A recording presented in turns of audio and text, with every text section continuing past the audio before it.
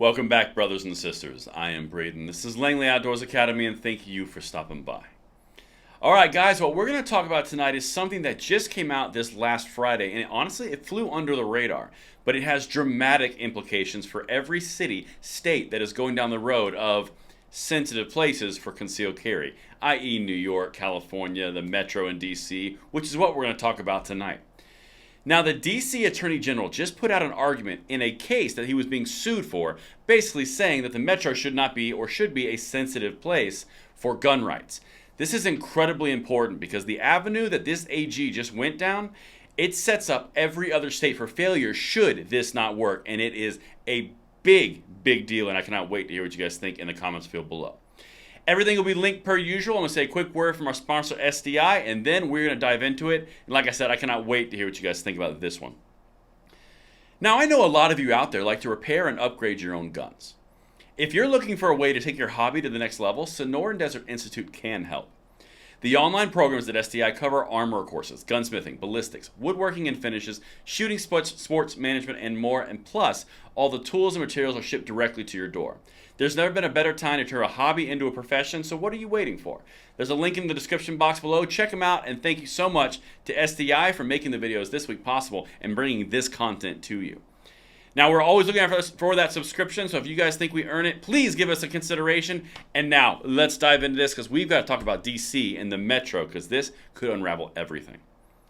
D.C.'s AG says guns should remain banned on the Metro. Now, this article came out today. This is a response that the D.C. AG put out on Friday from an existing lawsuit that was filed right after Bruin, because it's all tied together. Months after the U.S. Supreme Court substantially changed the legal standards prohibiting guns in public, D.C.'s Attorney General says handguns should be continued to be banned on the Metro transit system. Now, that's the subway in the D.C. area. It was a sensitive place before, but his arguments are what's important. I'm going to get into that in 1 second, and the entire bill is linked as well if you want to read it.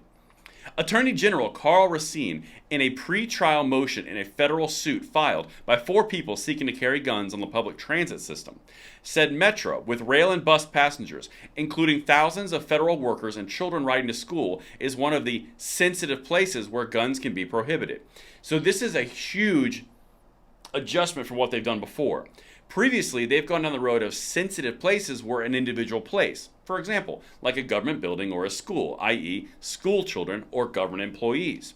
Well, what the AG in D.C. is saying is, well, the rail carries the employees that go to work in the federal government in a federal building, and it carries students who go to school, so therefore it's also a sensitive place.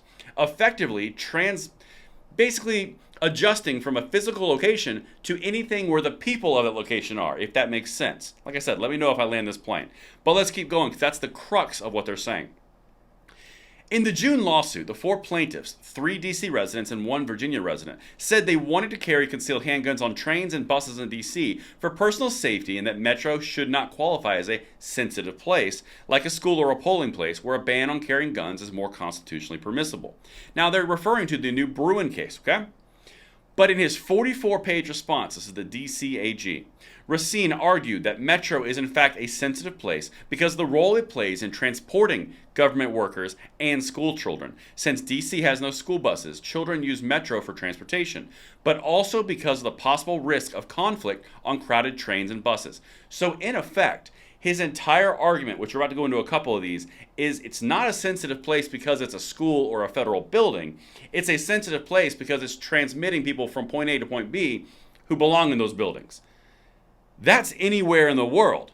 And that's the important piece. Like I said, if this falls, this is going to unravel a lot of sensitive places. This is a big deal. So I'm going to show you a few of the clips from the actual lawsuit response from the D.C. AG. Again, it's linked if you want to see it. So this is when they're going on the tradition of gun regulation. This is something that they've been doing over the past 3 to 4 months. They've been going back in time and trying to find any type of historical reference point which would satisfy the Bruin decision, and they can't do it. They can only find things from like the 1800s. Check this out.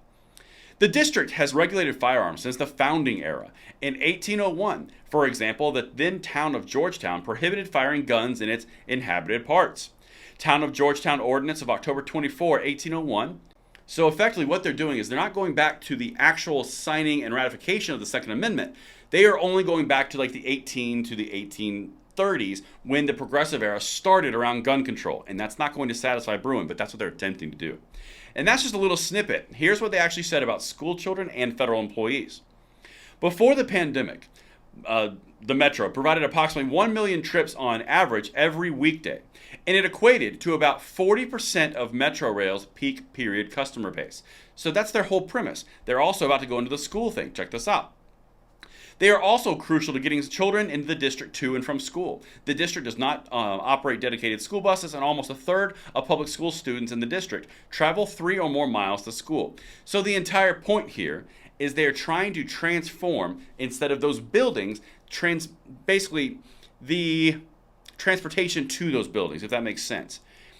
There's a lot more in this article. Everything is linked in the description box below if you want to dive in. But essentially, the important piece here is, if they go down this road of saying, well, a school and a government building is a sensitive place, but the metro should also be a sensitive place because it takes the people who stay in those buildings, they're going to run into a problem, because that means that anywhere where those individual people are would be a sensitive place. That would go a complete afoul of the Bruin decision, and it would also be a manipulation. If this falls, sensitive places are in trouble across the nation. If it stands, you're going to have another case going straight to the Supreme Court, because they've made sensitive places now everywhere. And particularly in the Bruin decision, it was not about where people were, it was about the places that they occupied. And that is incredibly important to understand. Let me know what you guys think. Did I land that plane effectively? And I will see you tomorrow on the next episode. I'm Braden. See you later.